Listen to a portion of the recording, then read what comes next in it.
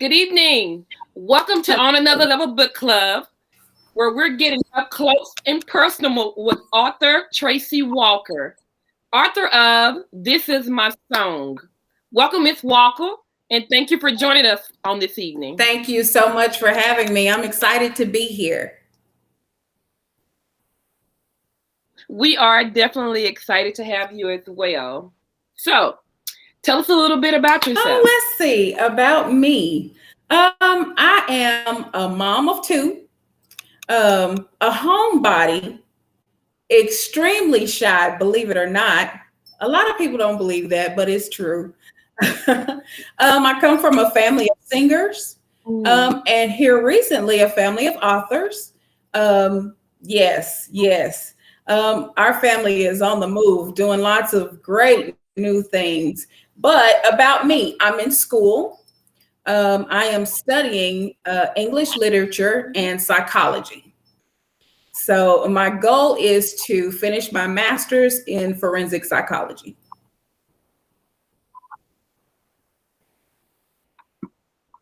Very impressive. You have a lot going on.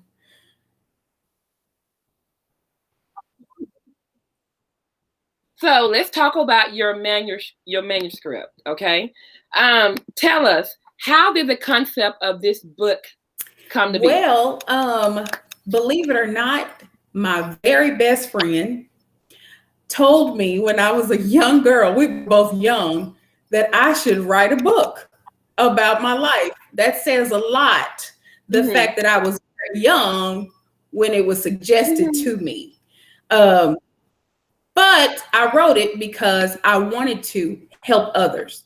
I wanted to show others that no matter what situation you're born in and what you're going through, you are not your situation.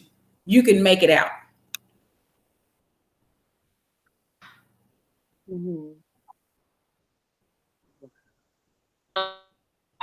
How long was it before you actually accept your calling as an author and actually put your pen to the paper? Well, I'll say this. I've written poems since I was a little girl. I used to sell them. Okay. People would buy them and give it to their Valentines or whoever. But this manuscript, I actually started writing it 3 years ago. It took me 3 years. I was writing, I was in school, and I was working, and a single mom at the same time. So there was a lot on my plate. So I was doing it a little bit here and there. And finally, I was able to finish it. Okay. So tell us a little bit about the novel. This Is My Song. What are you presenting to the world through this This gift? Is My Song is actually, it's fiction, but it's based on real events of my life. So I'm presenting the world with pieces of my story. And those pieces aren't always pretty. But like I said, in order to help others, sometimes you can't beat around the bush. You can't hide and want to help others at the same time. And so I put it out there. And like I said, it's fiction, but it is based on real events of my life.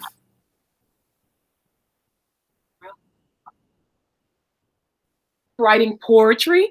Do you have anything you want to share with us poetry-wise so we can kind of hear your skills?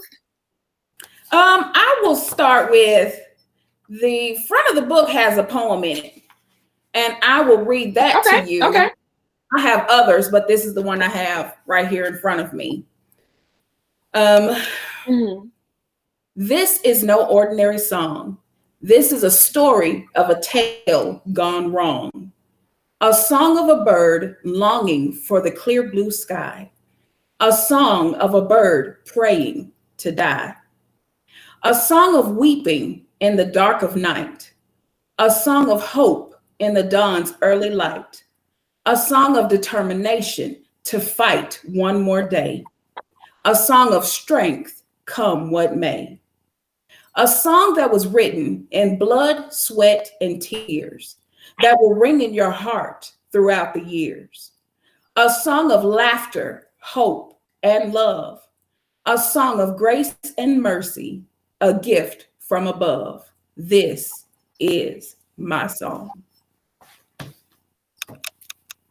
Oh my gosh, very good. So I'm just gonna tell you, as you're reading your poem, I felt a roller coaster of emotions. So just based on the poem, tell us, what have you been through that's in Okay, this book? so let's talk. Let's get down to it. This is my song. It has a pretty title, Okay. but it has some rough spots. It is like a roller coaster. As a matter of fact, Alicia gave a review that said, I felt every emotion in this book. Jennifer gave a review that said, I felt like I was in the room when I read this book. It was explained in such detail. Anitra said she read it in a day because she couldn't put it down. So Stacy is a young girl who was born into poverty. She was born to a mother who was 15 years old and a father who was an alcoholic, who was in and out of her life as a young child. So already her foundation was cracked. But have you ever heard of the flower that grew through the cracked foundation? Stacy was that flower. She was determined to make it. She was stronger than even she knew she was.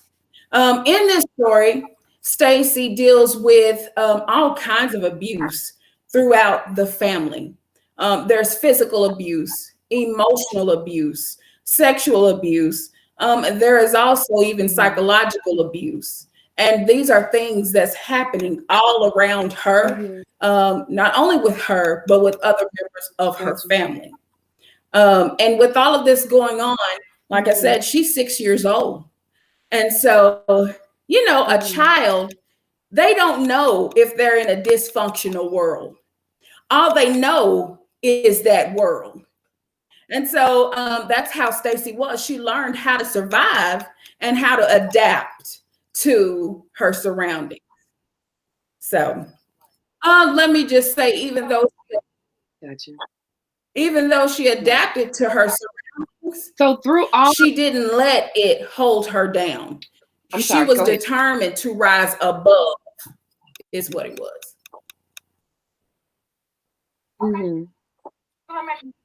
Okay. 3 years to write this book. 3 years. Were these experiences tough to relive? Is that why it took so long? I mean, having to still be a mother, having to still work a job, be in school, but yet relive all these experiences. I am glad you asked me that question. I really am. Because I smile and I promote the book. But I was telling someone earlier today when I was telling them about this live, I haven't spoken about the book in this great a detail. But as I was writing the book, I'm telling you, writing a book about your life, you relive absolutely every detail. And in order for me to tell my story and to get you to see and feel what I saw and felt, I had to travel back there. And traveling back there was terrifying because then I was 6 and I didn't realize exactly how bad it was. Now at 40, yes, I told my age. Now at 40, I know right from wrong and I can see just how bad the situation was. But reliving it, oh yes, it was very hard. And there were times when I had to put my pen down and walk away from it, whether it be for a day, a week, 3 months, and then come back and start again.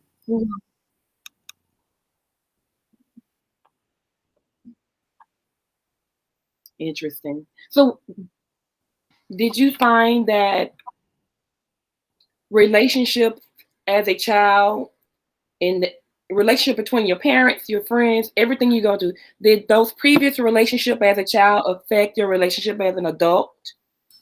I think so. It took me a very long time to realize that, and I can be stubborn, uh, Mm-hmm. especially when it came to Mm-hmm. dating and relationships. Even now, I'm divorced, I can understand and that. I've dated here and there. But the one Mm-hmm. thing that stands out to me is that I always want to feel protected. And I think that has something to do with what happened to me then, and I didn't feel protected. Mm-hmm. This story, it affected my family a lot. Right. I Right. had my aunt, my uncle, they called me in tears Mm-hmm. because they didn't know until they read this story. And so I would have protected Oh, you. okay. But in a way, Okay. there was nothing they could do because I didn't tell anyone Mm-hmm. at first. And so, yes, it affected some of my relationships growing Mm-hmm. up. And like I said, I didn't realize it at first, but now I see it.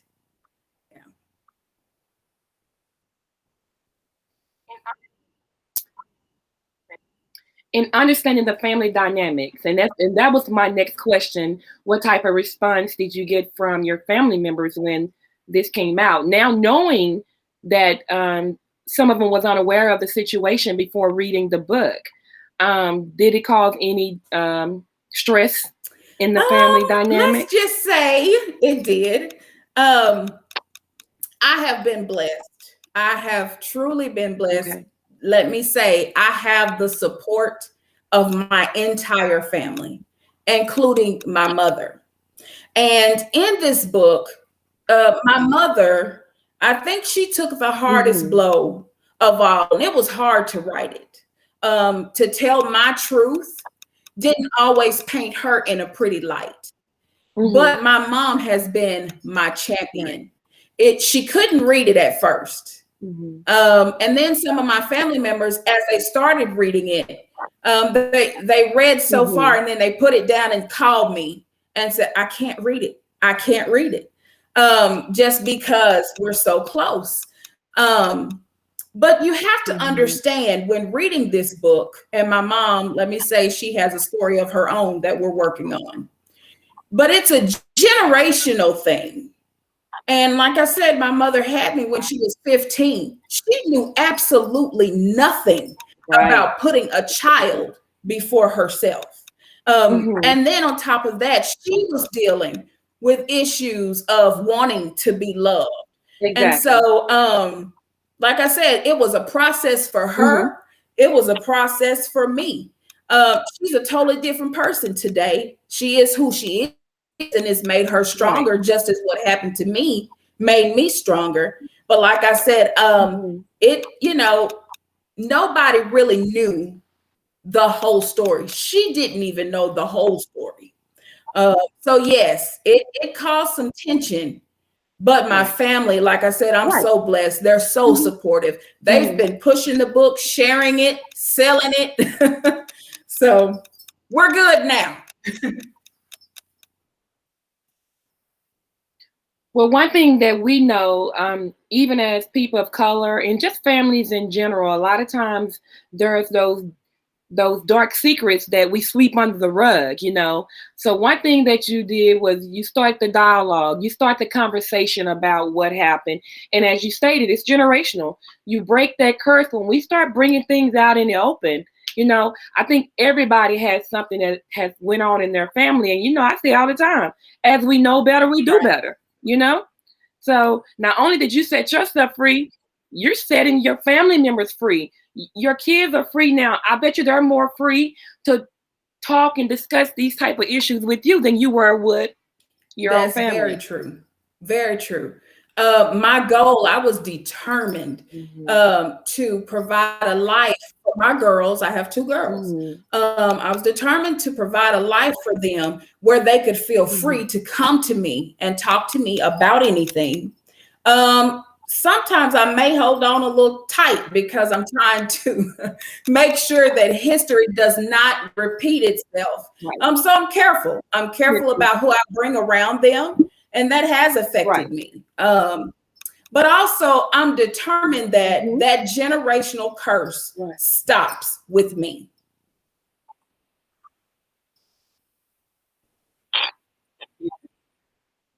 Love it. Love it. Share with us some information about the organization RAIN. Yes, I'll say this. RAIN is spelled RAINN is how it is spelled. And it is the Rape, Abuse, Incest National Network. It is the nation's largest anti-sexual violence organization. And I was just interested, especially with COVID and the things that's going on in the world today, about the ratings, the numbers. And when I looked at it, it was appalling. Every 73 seconds, an American is sexually assaulted. Every 9 minutes, the victim is a child, according to RAIN. They also talk about the impact that it has on that victim's life and the development later on in life, just as we were just speaking about.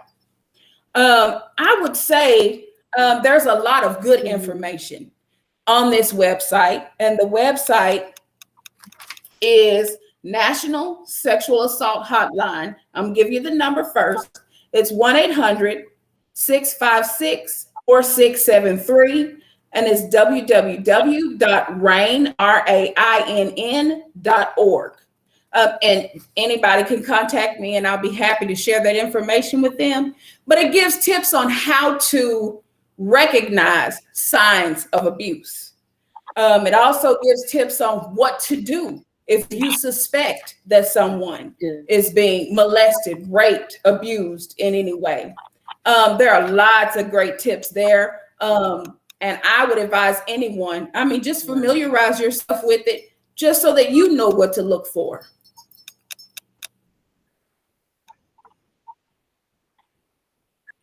Right. Stuck inside the house, there are children in homes that are not happy homes, and unfortunately, they're stuck. Going to school is like their safe haven during the day, but now, with them being stuck in the home, you have families that are unemployed, so the stress level is up. So we really need to be able to recognize those signs. It could be happening in the next house over, so it's very important that we recognize those signs. I'm going to ask you to say that number in their website again, and I know Tony is typing that information into our chat. I will. The telephone number to the National Sexual Assault Hotline is 1-800-656-4673, and the website is www.rainn.org.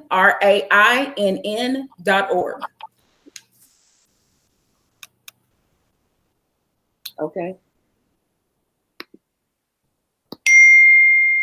Okay, she said she has it. So let's talk about your two daughters now. I know you say singing is in the blood, and I did catch that. This is my song, because a song will get you through anything. So I love the title, and with the music being in the family. So your daughters actually have the gift of writing as well. My daughter, Emerson Rael, her book is now on Amazon. It came out January 29th. We are super excited about it. Yes, super excited. Her book is entitled When Daddy's Not Here. Her father is a truck driver cross country, and he lives out of state. And so that kind of gave us the foundation for this book. I wanted to point out that this isn't just a one race issue. We have people of all races who are living in a single parent home or household for whatever reason. And this book points that out. It also points out that there are many different reasons for why the parent isn't there. So not only does it affect all races, but it's also for different reasons. It could be a parent in the military. It could be a cross-country truck driver like her father. But this book was written It's a beautiful children's poem that was written to encourage children and let them know that they're not alone in what they're feeling.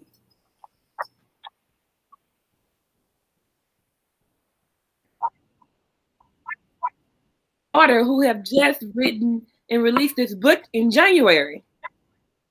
Emerson is 10 years old, 10 going on 30. But my girls are really sweet. My other daughter, Raven, she's still working on her novel. So I'm not promoting it as much because I'm waiting for her to give me the okay. But Raven is 16. They are both honor roll students, long-standing honor roll students, and I am extremely proud of them. Proud of the work they're doing and proud of the work that's on its way. Congratulations. You should really be proud. Okay, so is Raven and Emerson there? Do they want to give us a little They are. wave? Girls, come say hello. Hello. Congratulations, ladies. Congratulations, Emerson. Raven, this is Raven. Get on it. We're waiting on it. We're waiting on it. Hello. Hello, ladies. Very impressive. Keep up the good work.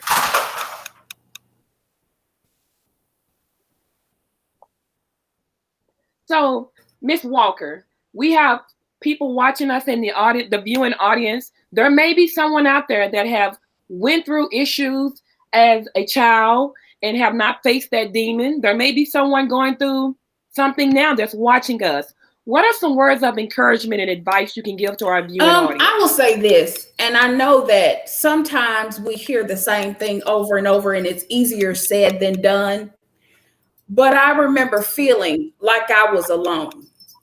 And so I will tell whoever it is that's struggling with whatever they've been through, you are not alone. And the thing about it is, you can't just all the time walk around and see someone and point out that they've been abused. People hide it very well. But if they can hide it, they can work on it. Exactly. And so just know that if you're working on what you're going through, you don't always have to look like what you've been through. And sometimes we're good at covering it up where other people feel like they're alone. We don't do it purposely, but we always want to put our best face forward. And so that's the first thing I will say is that you're not alone. The second thing I would say is if you don't have anyone around you that you can turn to, think about if it's a student, you don't really go very many places without a parent or without an adult. And sometimes it may be that person that's causing you harm. School is a safe haven for many of the children. And many of them are afraid of what will happen if they were to say anything. I know I was. Who wants to be taken away from the only home that they know? Children don't know that they're living in dysfunction. And so that's the thing. If something doesn't feel right, if you're struggling with depression, find someone, whether it be a pastor and first lady, whether it be a teacher or school counselor, find someone to talk to because depression is real and it can overtake you and become too much for you.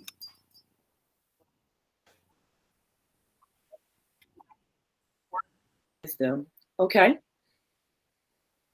So at this time, I'm going to ask you to share with our viewing audience where they can reach you and also where can your books be purchased? Yes, you can purchase my book on Amazon. Just type in "This Is My Song" by Tracy Walker and it will be right there for you. You can reach me on Facebook under Tracy Walker. On Facebook, there's also a link to where you can get to my Amazon page. Instagram is twalkerwritesllc.com. And my website, of course, is Tracy. Well, I want to say it's Tracy Walker's website, but it's twalkerwritesllc.com.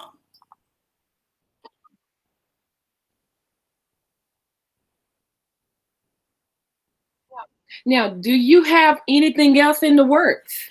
Actually, I do. This book, believe it or not, is part one of a 3-part series. So part 2, I have completed writing it. I'm working on things like the title and just going through and checking my work, and do I want to keep this? Do I want to take it out? Doing my revisions. So I haven't sent it to the publishers yet, but they are anticipating. They're waiting. But I'm excited about book 2 because it goes into another level of Tracy's life. So you'll see me going through things, trying to work through what I've been through in the past. This one will also be fiction based on real events of my life. But just as you think that things are starting to calm down and she's starting to get it together, she's losing her way and she has to find herself. And so she ends up in some pretty entertaining situations, along with some funny situations, but also some heartbreaking situations. And once again, she will have to rely on her strength to rise through it, rise from it, and make it past that. That sounds very interesting. Okay. So you say this is a 3-part series. Oh, yes. Okay, so at this time, we're going to transition a little bit. We're going to go to a segment of our interview where I'm going to ask you a few questions. We call it just peeling the onion back, getting a little closer, digging a little deeper with our author. Okay, so I'm going to ask you 2 or 3 deep, thought-provoking questions. Okay. First question. If you could tell your younger writer self anything, what would it be? If you could tell your younger self as a writer, what would it be? I would say to myself, when I was younger, I was pretty fearless, but I would say embrace that. Embrace that. Okay. Let no one put you in a box. Let no one tell you what your poem should sound like. This should rhyme. This shouldn't rhyme. Write from your heart. That's what I would tell myself. Good advice. Okay. Next question. As a writer, what would you choose as your mascot or spirit animal to represent you as a writer? As a writer, my mascot, I would have to say the lion. I'm a Leo, but I chose the lion because you have to be fearless in your writing. You make a better impact when you're yourself, your authentic self. And in doing that, you have to be fearless. And so I would choose the lion, not just because I was born in August, but because I like the idea of being fearless. Okay. I see that. Fearless. Okay, so I'm gonna give you 2 items. Tell me what's your preference, okay?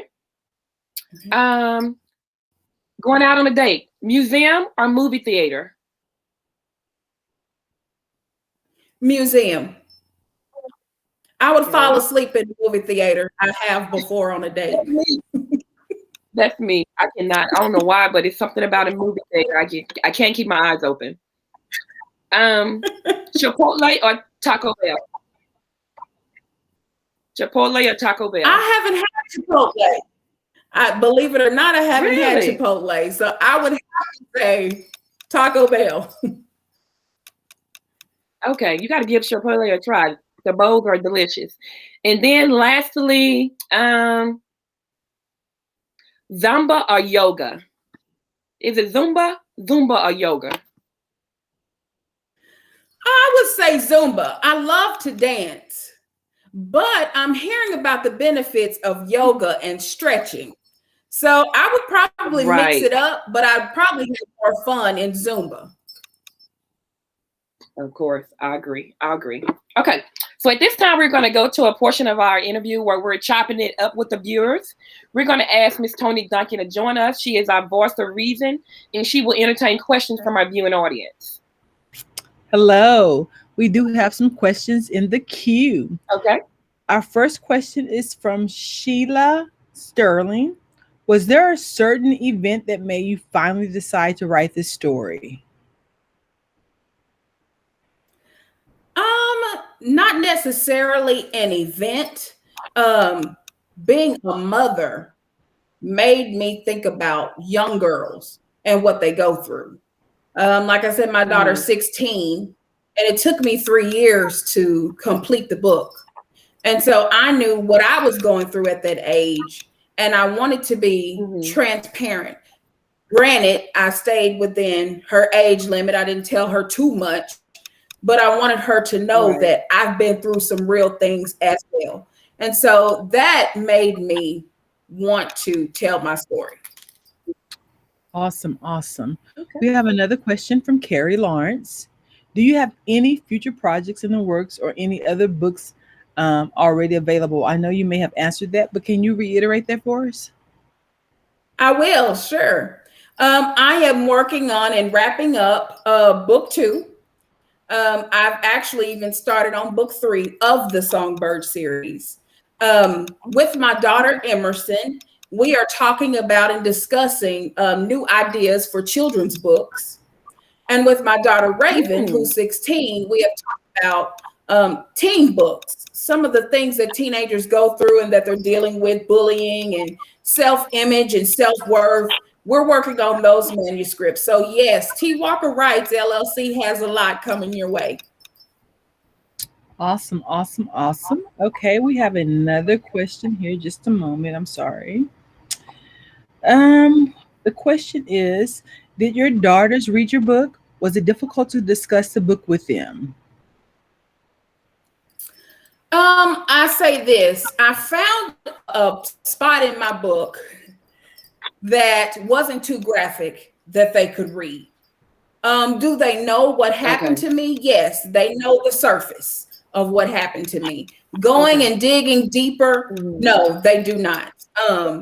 And so, yes, they've read a certain portion of it, but then there were certain parts, of course, that they could not read.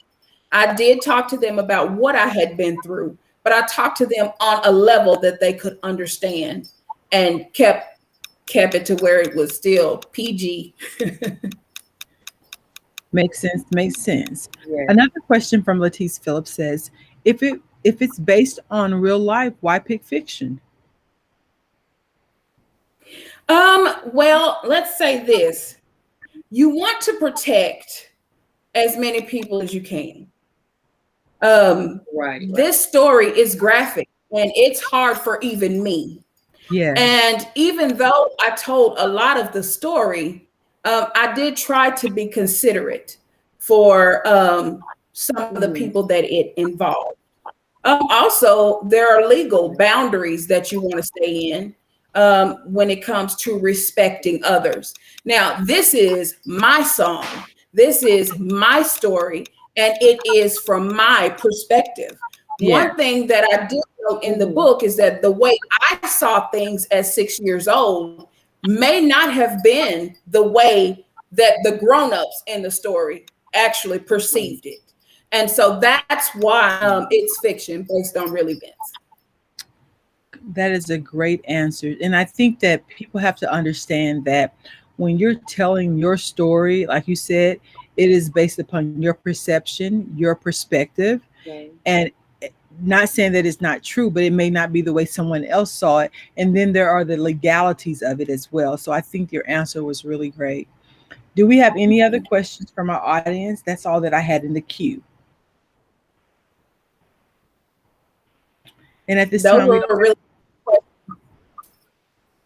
they were very good questions. Yes, they were. So I think I'll turn it back over to you, Sharon. All right, thank you, Ms. Duncan.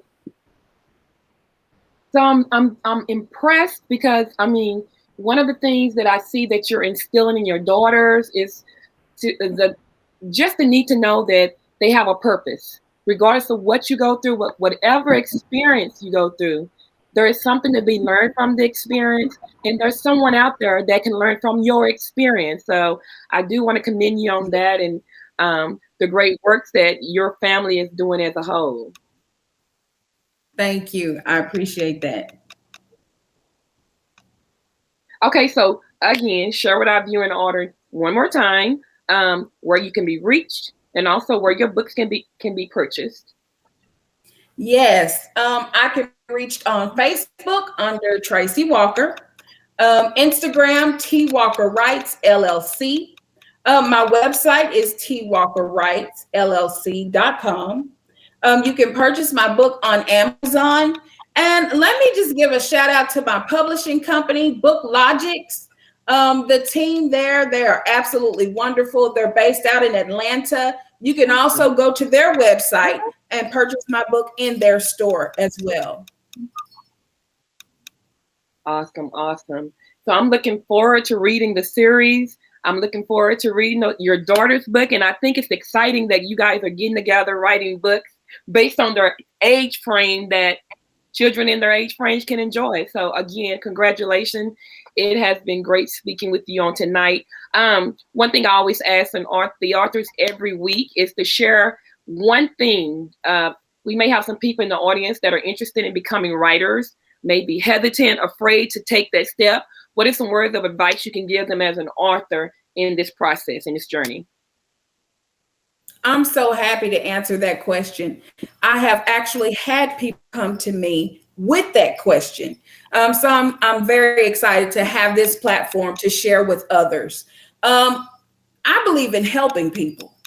There's room for all of us on this platform, or whatever platform you're on, whatever your path is, it is for you.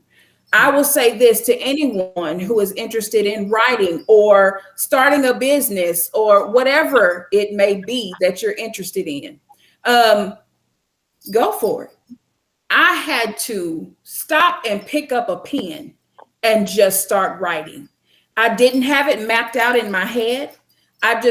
Stuff would come to me. I could be in the grocery store, or I would be at work and something come to me. I would jot it down. You can put it in order later, but get it on paper you won't forget.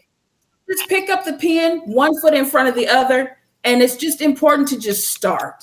No matter how long it takes, you got to crawl before you walk. You got to walk before you run, but you got to keep moving forward. Great words of wisdom. Great words to leave the night. Just go for it. And that's with anything in life. Just go for it. Ms. Walker, it has been a pleasure interviewing and speaking with you on tonight. We want to let you know that we're proud of you. We're proud of your girls. I really want to uplift your girls. Keep doing what you're doing, and we'll be waiting for your manuscripts that are coming out. Okay? Ms. Tracy, thank you for joining us. It's been a pleasure. Thank you for having me. Guys, you have a good night. Thank you guys for tuning in. You're welcome. Thank you. Join us next week, same place, same time, where we will be chatting it up with author Jamila Counts, author of A Count's Duty, Assembling the Pieces of Me. This is On Another Level Book Club from Dallas, Texas. Stay safe. Have a great night. And remember, reading gives us someplace to go when we have to stay.